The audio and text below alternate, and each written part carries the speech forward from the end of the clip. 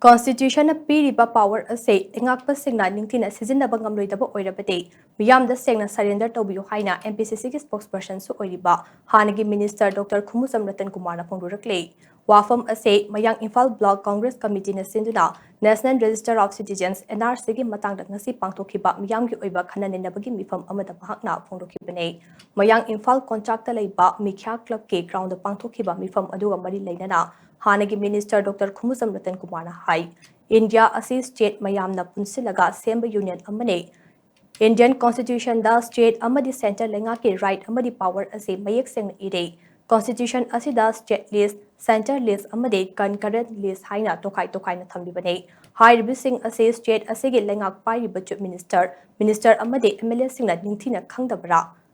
Masi tangai fadana khangfam thokpa amane Lengak semba tha ahum helaklaba fauba Chief Minister yauna Council of Minister taraga nithoi leifam thokpa lengak asida Chief Minister yauna Minister manga khak leiba haibase yamna tayonaba amane Haujik fauba Minister chawthokpa ngamdaba asina state lengak ase yamna sonba mating leitaba lengak amani haibadu tae Constitution na lengak pasingda piriba power ase matik chana sizinabiyo madu ngamroidaba oiragade yamda ngamdre haina phongna surrender Toubiyu haina magna makha takhe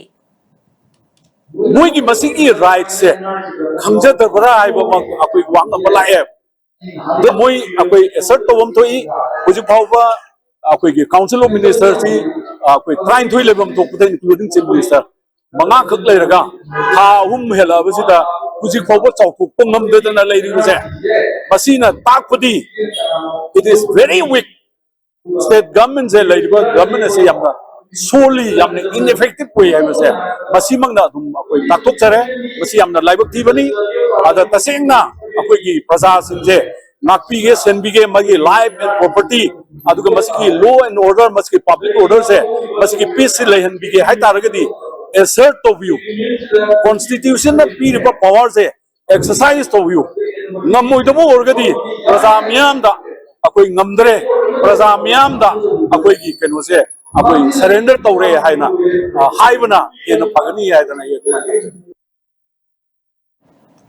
Mayang Imphal ACG tongan mafamdagi lakpa miyoi kayana saruk yaduna pangthokhiba mifam aduda MPCC gi Vice President Hariswar Goksamina NRC gi matangda maru oiba wangangloi oina saruk yakhe mifam aduda Indian National Trade Union Congress Manipur branch ki President Yumnam Rana Pratap Imphal West 2 District Congress ki President Thokchom Modu amade Mayang Imphal Block Congress Committee ki President Thokchom